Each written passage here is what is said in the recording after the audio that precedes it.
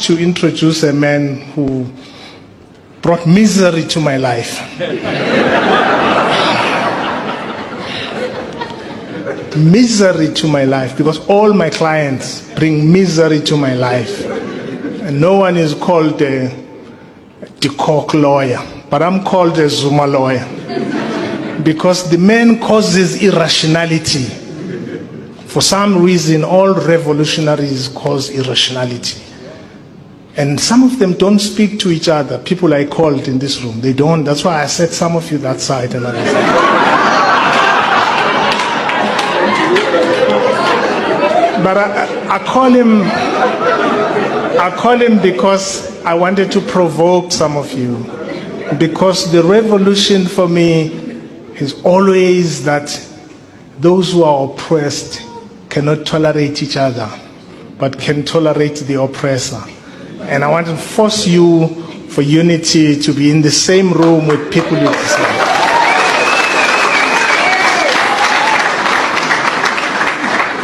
Because the wars in the world are caused by our fear to confront things.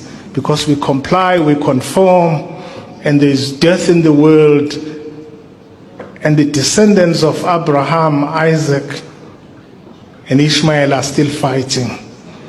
Thousands of years later, because we don't want truth. And everybody who's here, I call them not because my book is perfect, precisely because it's imperfect, written by an imperfect person like you. And I want to remind you how many black people you hate when you can shake the Cock's hand. How many of you don't speak to each other in this room, but you speak to apartheid killers? And so I thought, let me force you to be in one room as we rethink what we've done, what we're about. But anyway, Mr. Zuma, I'm called a Zuma lawyer. And I wanted to introduce this man because I write about it in the book. There's actually part 3 in the book, which starts by the chapter called Zuma, the Man You Thought You Knew.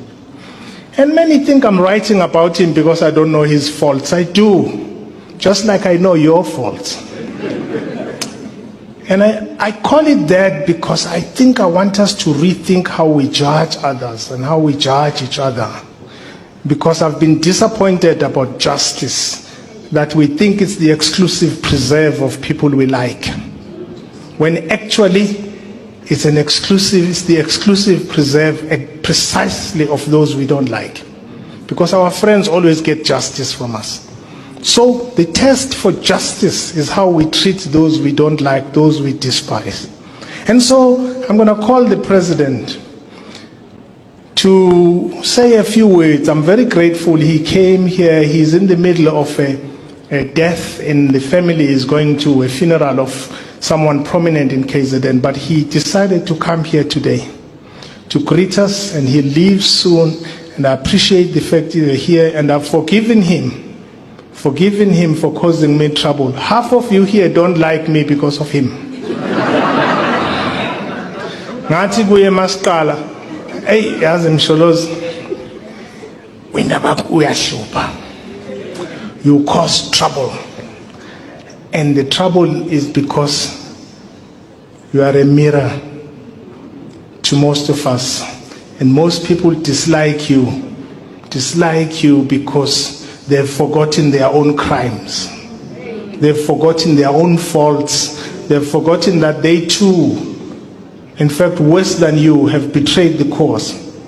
And most people who hate you, as I saw when I started representing you, it's people who've complied with capital, who've conformed with capital, who've been made and given shares in companies of our former colonizers, and they've become conformists.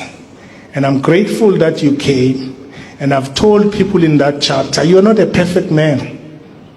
No lawyer represents a perfect person.